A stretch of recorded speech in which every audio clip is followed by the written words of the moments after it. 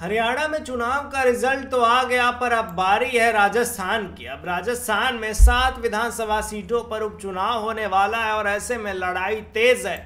सभी पार्टी के नेता अपने अपने तरीके से जातिगत समीकरण, जातिगत वोट को साधने में लगे हुए हैं। इस बीच राजकुमार रोत और हनुमान बेनीवाल भी तैयारी में जुट गए हैं। सवाल ये उठता है कि क्या इस उपचुनाव में राजकुमार रोत और हनुमान बेनीवाल सचिन पायलट की चिंता बढ़ाएंगे? इसी मुद्दे पर करेंगे विस्तार से चर्चा। नमस्कार, मेरा नाम ऋषभ है और आप देख रहे हैं संवाद भारत का, भारत के लिए। राजस्थान की राजनीति की मौजूदा स्थिति को समझने के लिए हमें इस बात पर ध्यान देना होगा कि इस बार के उपचुनाव पहले के मुकाबले कुछ अलग होने जा रहे हैं।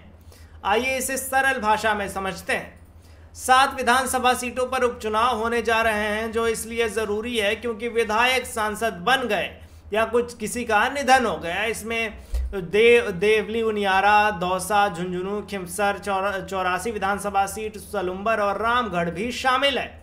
इन सीटों पर होने वाले चुनाव बहुत ही रोचक होंगे क्योंकि ये सिर्फ कांग्रेस और बीजेपी के बीच की लड़ाई नहीं होगी, बल्कि इसमें क्षेत्रीय पार्टी का भी बहुत बड़ा रोल होने वाला है। पहले राजस्थान की राजनीति में केवल 2 ही बड़े खिलाड़ी थे, कांग्रेस और बीजेपी, लेकिन अब हनुमान बेनीवाल के आरएलपी जैसी क्षेत्रीय पार्टियां भी मैदान में आ चुकी हैं। आरएलपी किसानों और ग्रामीणों के मुद्दे को उठाती है और खुद को तीसरी बड़ी ताकत के रूप में पेश करती है। खासकर हनुमान बेनीवाल ने कांग्रेस के खिलाफ काफी बड़ा और रुख अपनाया है, जो कांग्रेस को कमजोर करने में काम करेगा। इस बार की राजनीति खास इसलिए है क्योंकि कई सीटों पर त्रिकोणीय मुकाबला होगा। इसका मतलब यह है कि सिर्फ कांग्रेस और बीजेपी नहीं, बल्कि आरएलपी भी मैदान में है।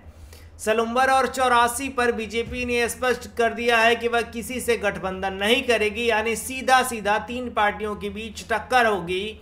इससे चुनावी समीकरण और पेचीदा होने वाला है।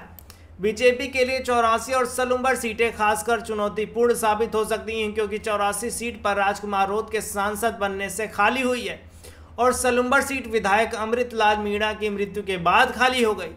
इन सीटों पर बीजेपी और कांग्रेस और आरएलपी का सामना होगा, जिससे बीजेपी की स्थिति कमजोर हो सकती है।